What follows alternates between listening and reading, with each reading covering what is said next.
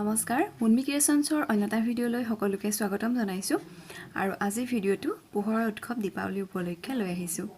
ভিডিঅ'টোৰ আৰম্ভণিতে সকলো ভিউৱাৰ ছাবস্ক্ৰাইবাৰকে পোহৰৰ উৎসৱ দীপাৱলীৰ শুভকামনা জ্ঞাপন কৰিছোঁ আৰু ভিডিঅ'টোৰ আৰম্ভণিতে এটা DIY আৰু শেষত দেৱালী উপলক্ষে মই কৰা এটা মেকআপ লুক আপোনালোকলৈ লৈ আহিছোঁ। মই এটা মেকআপ লুক মোৰ ভাল লগা ধৰণে কৰিবলৈ চেষ্টাহে কৰিছিলোঁ। কেনেকুৱা হৈছে আপোনালোকে কমেণ্ট কৰি জনাব। তেন্তে আহক আজিৰ ভিডিঅ'টো উপভোগ কৰোঁ। এই DIYটো কৰিবলৈ মই দুটা বটল লৈছোঁ, দুটা প্লাষ্টিক বটলেই হয়। এইটো কিবা চেনিটাইজাৰ বটল হয় আৰু ইয়াৰ তলডোখৰ মই কাটি লৈছোঁ আৰু এইটো এটা মিঠাতেলৰ বটল দেখিছে আপোনালোকে, দুটা কাটি লৈছোঁ আৰু এইটা কি কৰোঁ আপোনালোকে চাই থাকক তেন্তে ভিডিঅ'টো।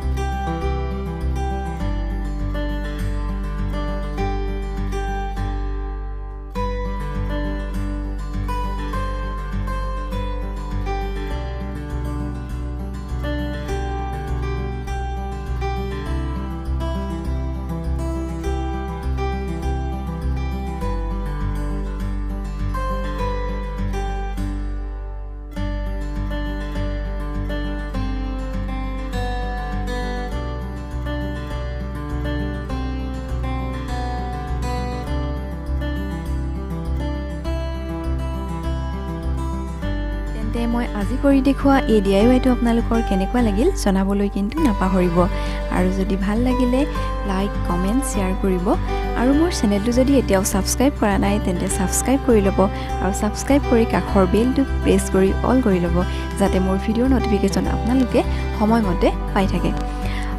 এইবাৰ দীপাৱলীত আপোনালোকেও এই DIYটো ট্ৰাই কৰিবচোন, নিশ্চয় ভাল লাগিব। তেন্তে আহক এইবাৰ মই কেনেকৈনো খুব কম সামগ্ৰীৰে আৰু কম সময়তে নিজকে অকণমান সজালো চাই লওঁ আহক।